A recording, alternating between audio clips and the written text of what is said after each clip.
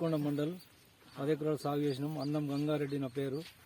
మొత్తం సాయంత్రం 5 గంటలకు ఇక్కడనే ఉన్నా నేను, పెసర వేగపోతని కొమ్మల్లే.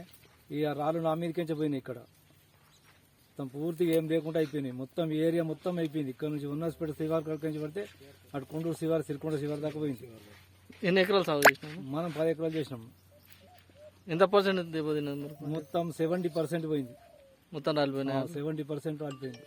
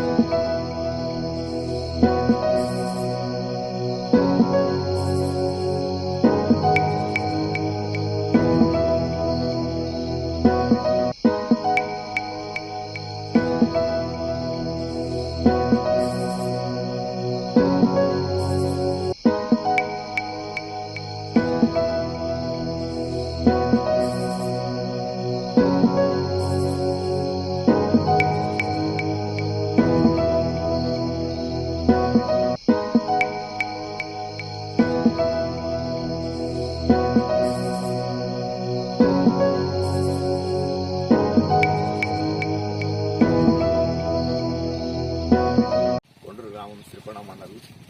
నిన్న పడగల వర్షానికి 18 ఎకరాలు వేసిన పొలం, 18 ఎకరాలల్లా 75% మేము నమ్ముకొని బతికేది వ్యవసాయం మీద.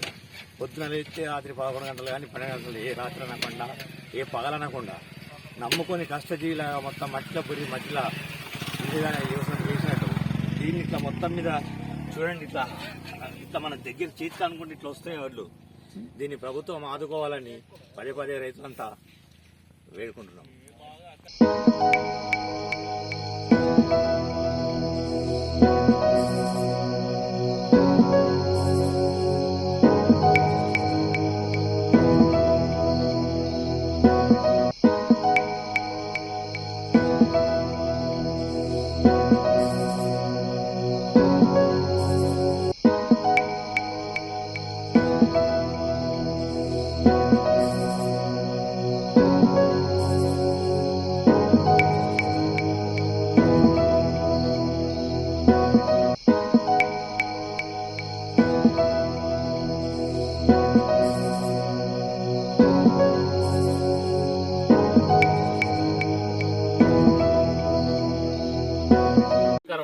నా పేరు ప్రదీప్ కుమార్, నేను assistant director of agriculture, Nizamabad road.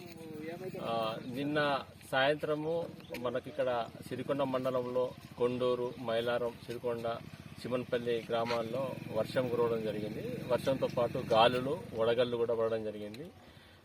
రైతుల పొలాలు మేము ఇవాళ ఫీల్డ్ విజిట్ చేశాము. ప్రిలిమినరీ రిపోర్ట్ కూడా సబ్మిట్ చేస్తూ ఉన్నాము.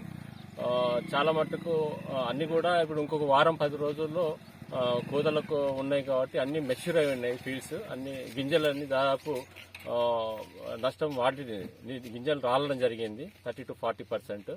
కాబట్టి ఫీల్డ్ టు ఫీల్డ్ మా ఏఓలు విజిట్ చేసి వీరన్నీ కూడా ఈ సమగ్రంగా రిపోర్ట్ మేము ప్రభుత్వానికి చేరవేసి ఈ నష్టపరిహారం వచ్చేటట్టు చూస్తామని చెప్పేసి చెప్తా ఉన్నాం.